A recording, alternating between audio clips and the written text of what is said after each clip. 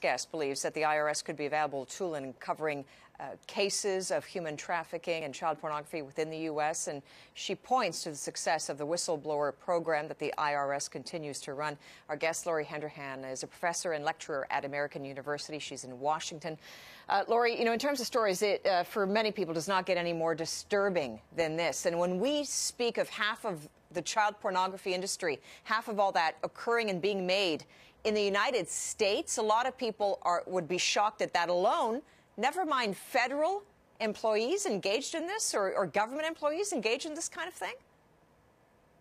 Yeah, Jackie, hi. Thanks for having me on. I know it's a pretty steep learning curve for myself as well.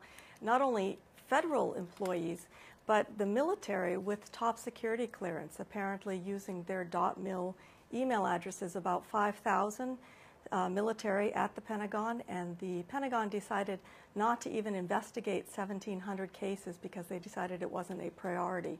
So Senator Grassley has got that reopened, making it a priority. But yeah, it's pretty staggering. It's the fastest growing crime in America. It's growing by about 150% every single year. So we don't have really, really good data on how much child porn and child trafficking is being done, but we do know that America is probably the #1 place in the world right now when you combine all the figures. But you're saying it's a national crisis of federal employees engaged in the child porn industry.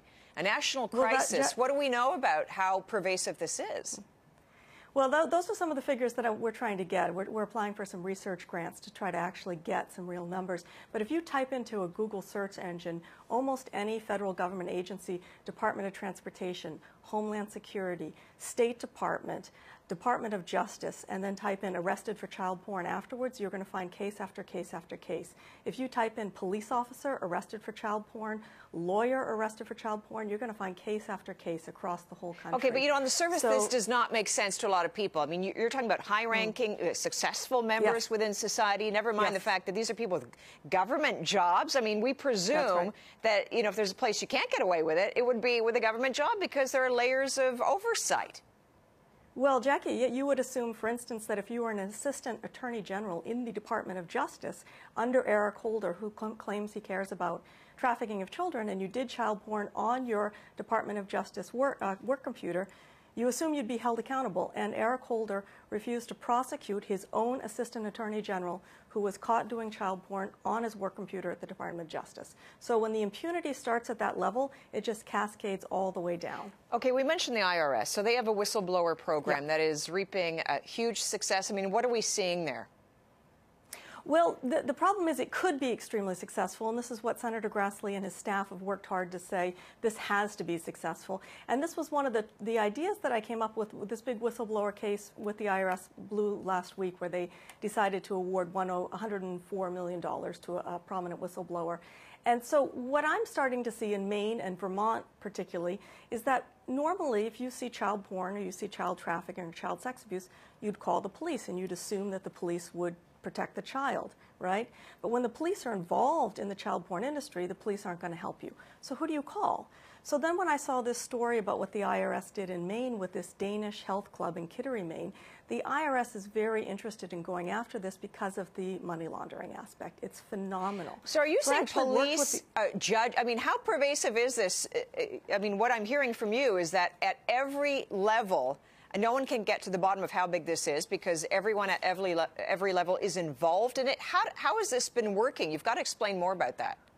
Okay. Well, look at the case in Vermont, right? Yeah. So there was a Homeland Security trainer at the police academy in Vermont who apparently was caught with a number of other people at the police academy doing child porn on police computers. That's out in the public. It was a known fact. And when you say doing child porn, do you mean using the computer for what purpose? Just trading images or producing it at home and then uploading it? What are we talking about in real terms? Well, yeah, no, great question, Jackie. We don't really know because so much of this is being covered up and hidden, but apparently the progression is sort of like an addiction to alcohol or drugs. So, you know, you have to constantly drinking more and more alcohol to get the buzz or the feeling. So apparently it's the same. People start with porn and that doesn't do it. Then they go to hard porn, that doesn't get them off. Then they go into child porn. And sooner or later, just like drugs, people realize how much money they can make. Yeah. So if you're already willing to do child porn and then you realize you can make $1,000 on average a day, and this is a Department of justice statistics, just by molesting a child in front of a live webcam. I mean, it's just incredible what people are doing. Is the difference, are these American children? Do we know, Lori, who's being victimized, or kids overseas and images being traded from overseas? Do we know? I mean, it goes all over because it's global, but of course this is American children. If half of all child porn is being produced in America, these are American children. The crime requires a fresh supply of children all the time, and the under threes are the ones that they really want. Apparently an under 3-year-old is considered platinum on the market. But so in Vermont, Jackie, what happened was the cops then covered up the investigation, refused to release the police investigation. The Homeland Security trainer apparently committed suicide, but we don't really know because the records haven't been released. The Attorney General of Vermont decided that he wasn't going to prosecute anybody in the case because he said suddenly there was no more evidence. And then the Rutland Herald in Vermont, a little newspaper in Vermont, sued to get the police records. Okay. And the Vermont Supreme Court said, no, these police records will never be released, and the way that the decision reads, as I understand it, is that if the police are caught doing child porn, those records will be forever sealed. That is not in the best interest of Vermont's children. That is in the best interest of a pedophile ring in which police and judges are involved. Lori, it sounds like the wheels are in motion. We'll keep watching it. Lori Handrahan has been our guest. She's with American University. Thanks.